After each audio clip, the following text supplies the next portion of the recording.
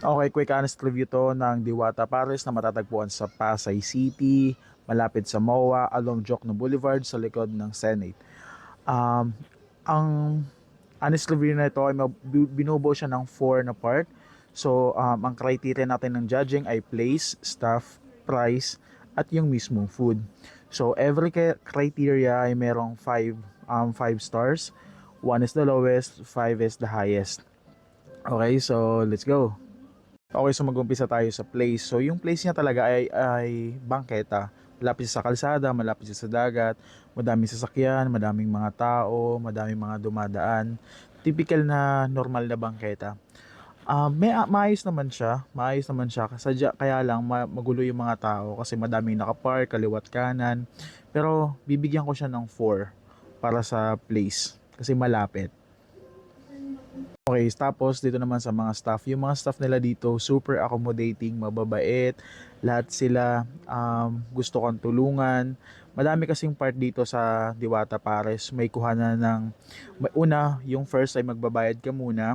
Ikalawa, kukuha ka na ng... Kukuha ka na ng lechong kawale na may chicharong bulaklak, tapos kukuha ka ng kanin, tapos pupunta ka dun sa lalaki na nagbibigay ng soft drink kasi yun yung 100 pesos. So meron ka ng pares, meron ka ng only rice, at meron kang isang libreng drink of soft drink. So napakaayos ng mga staff dito, organisado sila, lahat sila nagtutulungan at masayahin sila. So bigyan ko siya ng 5. Okay, ito yung part na makikita mo na sariwang-sariwa talaga yung mga sineserve nila na lechon kawali at chicharong bulaklak. Kasi bago siyang prito, makikita mo talaga na chinachop siya sa harapan mo at bagong-bago talaga siya. Makikita mo talaga na yan, chinachop yan ni kuya. Man yung part na kukuha ka ng soft drink. So lalapit ka lang sa kanya o pwede naman na ikaw na lang kukuha pero madalas nandyan yan siya para ikuha ka ng drink. Iaalokin ka pa nga niya na pipilian ka niya ng pinakamalamig. Sobrang accommodating talaga nilang lahat. Super.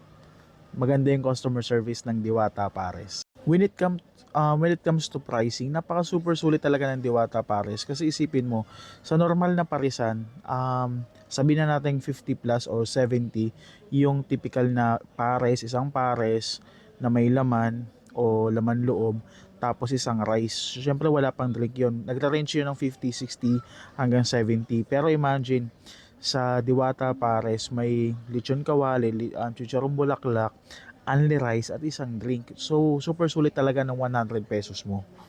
Super. So, 5. Perfect score yan. Okay, dito naman tayo sa pinaka-importanting part, ang food. So, ang food, hinahati ko siya sa 4 na criteria.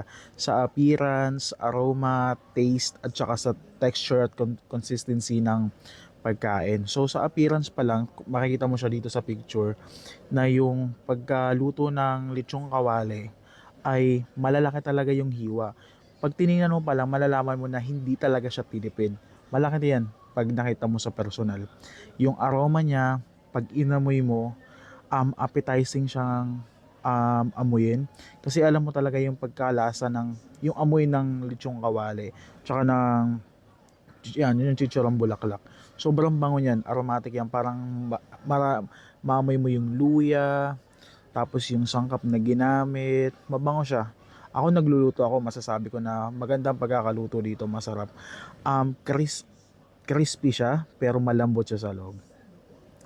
Sa taste, malasa yung kanyang sabaw, hindi siya kagaya ng Retiro Pares na matamis na malapot. Ito yung typical na pares na nakalakihan natin. Na para siya na parang normal yung texture ng sabaw, hindi siya ganun kalapot. Malasa yung sabaw niya, hindi siya kailangan lagyan ng toyo, ng seasoning.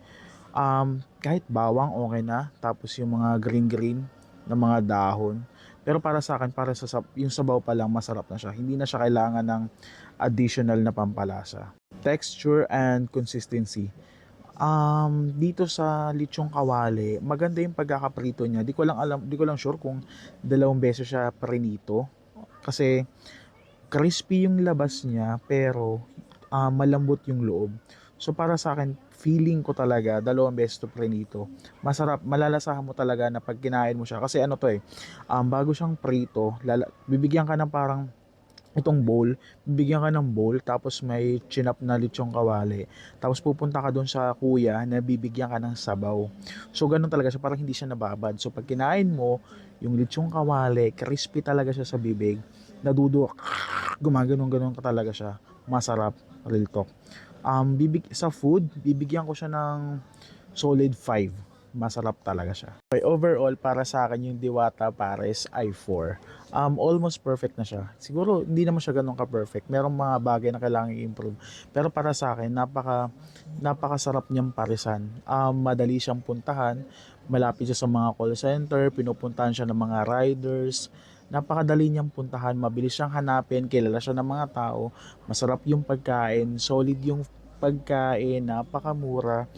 Wala talagang talo. Diwata Pares. Hindi siya clout. Masarap talaga siya.